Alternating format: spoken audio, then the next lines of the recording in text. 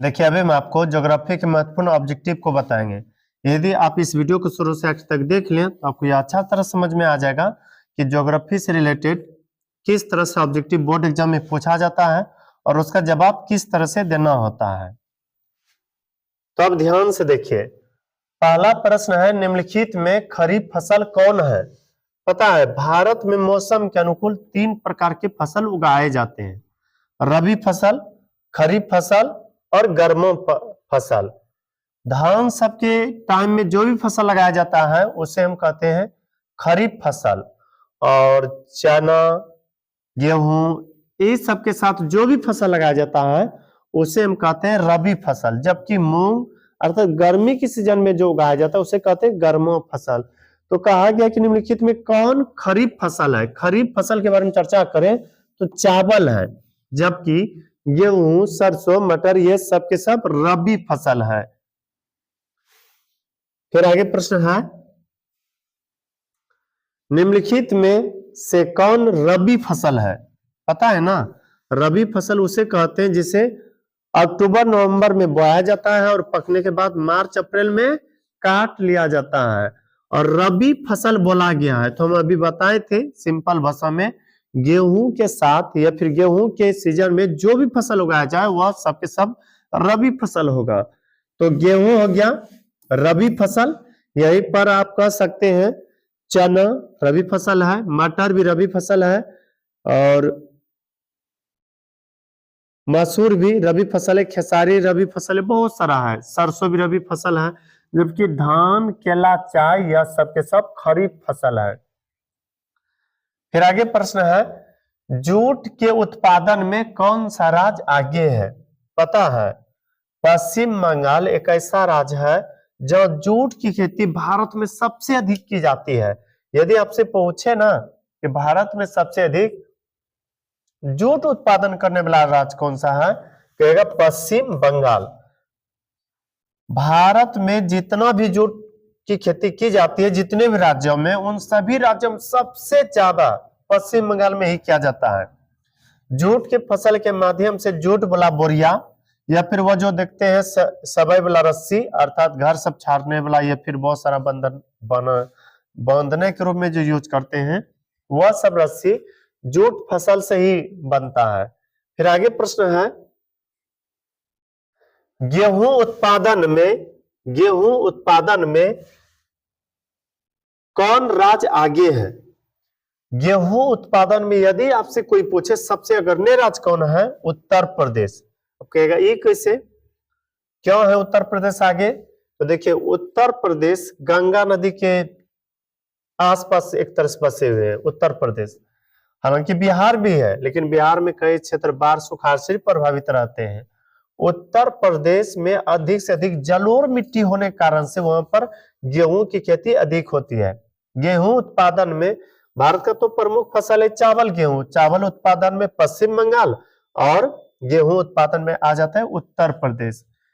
तो आपसे यदि पूछे ना गेहूं उत्पादन करने में कौन सा राज्य आगे है तो कहिएगा उत्तर प्रदेश। फिर आगे है, उत्तर भारत का कौन सा राज्य गन्ना उत्पादन के लिए सर्वाधिक प्रसिद्ध है? तो अभी हम आपको बताए थे गेहूं उत्पादन करने में अग्रणी राज्य है उत्तर प्रदेश, चूंकि वहां पर जलोढ़ मिट्टी अधिक पाया जाता है और जलोढ़ मिट्टी काफी लाभदायक होते हैं गन्नों की खेती के लिए। किसके खेती के लिए? गन्ना, जिसको केतारी भी कहते हैं, ईख भी कहते हैं। यही कारण है कि उत्तर प्रदेश में गन्ना का भी काफी उत्पादन किया जाता है। यदि आपसे कोई पूछे ना गन्ना उत्पादन में अग्रणी राज्य कौन सा है, कहेगा उत्तर प्रदेश। कौन सा है? उत्तर प्रदेश। फिर आगे प्रश्न है, इनमें कौन कृषि को प्रभावित करने वाला कारक नहीं है? पता है, आप यह सोचिएगा कृषि के उत्पादन में जो जो सहायक होते हैं वह कारक कहलाते हैं। नमी को हम इस तरह समझ सकते हैं, अर्थात यह यदि मिट्टी में जल का अंश है तो कहेंगे नमी उसमें बना हुआ है, और मिट्टी में यदि जल का अंश नहीं हो तो कह सकते नमी नहीं है। और पता है यदि जमीन में नमी नहीं हो, मिट्टी में नमी नहीं हो तो वह फसल ठीक से नहीं हो सकता। इसलिए नमी का होना बहुत आवश्यक है। तापमान का भी होना बहुत जरूरी होता है, पता है। हर एक फसल के एक निश्चित मात्रा में ताप होना चाहिए। यदि ताप ज्यादा हो जाए तो जलने लगते हैं, ताप कम हो जाए तो फसल नष्ट हो जाते हैं। फिर मृदा, मृदा का मतलब होता है मिट्टी। अब सोचिए, आप कपास की खेती करना चाहते हैं तो उसके लिए कौन सी मिट्टी होना चाहिए? काली मिट्टी। गेहूं की खेती करना चाहते हैं उसके लिए जलोढ़ मिट्टी। ऐसे ही वह फसल पे कह सकते हैं कि मिट्टी, फसल को या कृषि को प्रभावित करने वाला मिट्टी भी कारक है। लेकिन जनसंख्या से कोई फर्क नहीं पड़ता। ये कैसे? अब खुद से सोचिए, यहाँ पर 500 लोग रहते थे और यहाँ पर ठीक ठाक खेती होते थे। यदि इस साल 5000 के या 500 की जगह पर 5000 लोग आ जाए, क्या लगता है खेत चुपचाप बैठ जाएगा? कहेगा नहीं अब उत्पादन करेंगे, कहे कि ढेरी लोग आ गया? नहीं। तो इसलिए हम कह सकते हैं जनसंख्या का कोई प्रभाव नहीं पड़ता है कृषि पर। फिर आगे प्रश्न है, दाल किसका मुख्य स्रोत है? पता है, दाल से हमें मुख्य रूप से मिलता है प्रोटीन। क्या मिलता है? प्रोटीन। यदि आपसे पूछे कि दाल किसका मुख्य स्रोत है, कहेगा प्रोटीन का। फिर आगे प्रश्न है, कपास उत्पादन के लिए उपयुक्त मिट्टी कौन सी है? कपास की खेती सबसे अधिक काली मिट्टी में होते हैं और काली मिट्टी भारत के गुजरात और महाराष्ट्र क्षेत्र में काफी है। यही कारण है कि कपास उत्पादन के लिए काफी जाना जाता है गुजरात और महाराष्ट्र को। लेकिन यहाँ पर प्रश्न है, कपास उत्पादन के लिए उपयुक्त मिट्टी कौन सी है? तो काली मिट्टी। फिर आगे प्रश्न है,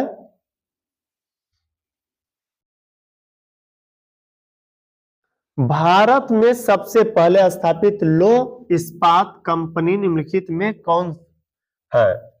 निम्नलिखित में कौन सा है? भारत में सबसे पहले टिस्को कंपनी का स्थापना हुई थी 1907 ईस्वी में। टिस्को, जिसे हम टाटा लोहा इस्पात कंपनी कहते हैं। तो यदि आपसे पूछे कि भारत में कौन सा लौह इस्पात कंपनी सबसे पहले बना है, कहेगा टिस्को, अर्थात टाटा लोहा स्टील कंपनी। फिर आगे है, निम्नलिखित में से कौन छोटे पैमाने का उद्योग है?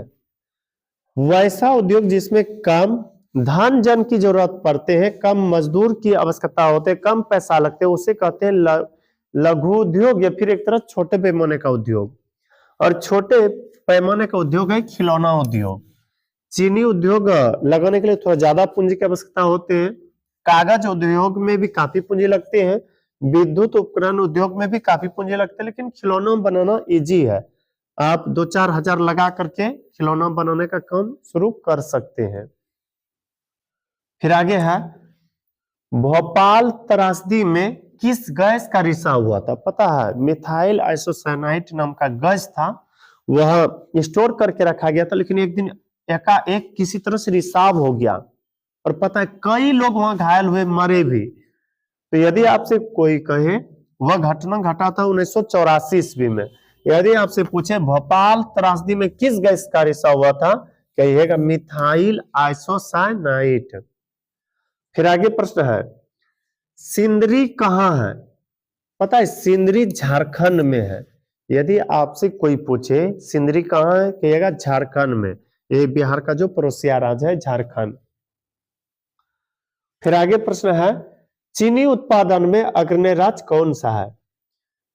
देखिए, यदि पश्चिम बंगाल में धान की खेती अधिक होती है तो चावल अधिक कहाँ बनेगा? पश्चिम बंगाल में। उसी तरह से गन्ना की सबसे अधिक खेती उत्तर प्रदेश में की जाती है, तो चीनी भी कहाँ बनेगा? उत्तर प्रदेश में। हालांकि पहले अग्रणी महाराष्ट्र था चीनी उत्पादन में, लेकिन अब महाराष्ट्र थोड़ा पीछे जा चुका है। फिर आगे, बॉक्साइट का उपयोग किस उद्योग में किया जाता है?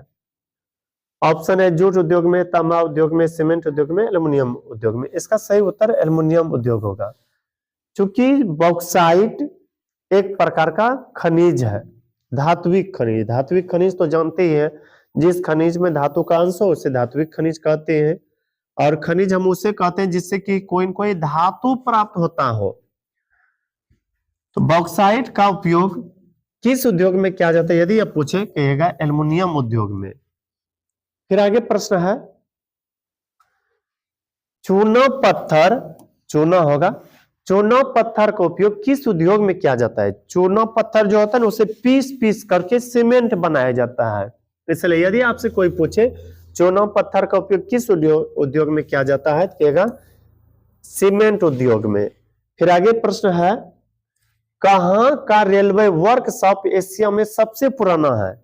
पता है, बिहार के मुंगेर जिला में जमालपुर है, वही है एशिया का सबसे पुराना रेल वर्कशॉप। फिर आगे प्रश्न है सलेम किस राज्य में है? सलेम जो है ना तमिलनाडु में है। यदि कोई पूछे समेल किस राज्य में है, कहेगा तमिलनाडु। तमिलनाडु भारत के दक्षिणतम राज्य है। फिर है भोपाल गैस त्रासदी किस वर्ष हुई थी? हम बताए थे मिथाइल आइसोसाइनाइड गैस का रिसाव हुआ था कब? 1984 ईस्वी में। फिर आगे प्रश्न है स्वर्णिम चतुर्भुज महामार्ग से संबंधित नगर कौन है? सबसे पहले यह समझिए स्वर्णिम चतुर्भुज क्या होता है।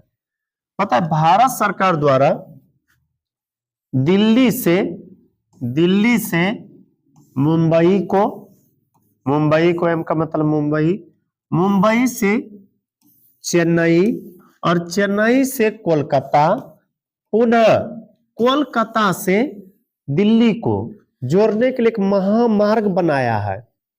इसको देखने पर चतुर्भुज जैसा लगता है और इसका महत्व सोने जैसा है, क्योंकि इस पर कई हजार गाड़ियां प्रतिदिन चलती है। यही कारण है इसे स्वर्णिम चतुर्भुज कहा गया। अब यदि आपसे कोई पूछे स्वर्णिम चतुर्भुज में कौन कौन सा महानगर आ जाता है, तो कहिएगा दिल्ली, मुंबई, चेन्नई, कोलकाता। कहा गया स्वर्णिम चतुर्भुज महामार्ग से संबंधित नगर है। लखनऊ तो है नहीं, पटना भी नहीं है, गांधी भी नहीं है, तो कौन सा है? चेन्नई। याद रखिएगा, दिल्ली, मुंबई, चेन्नई, कोलकाता। फिर आगे है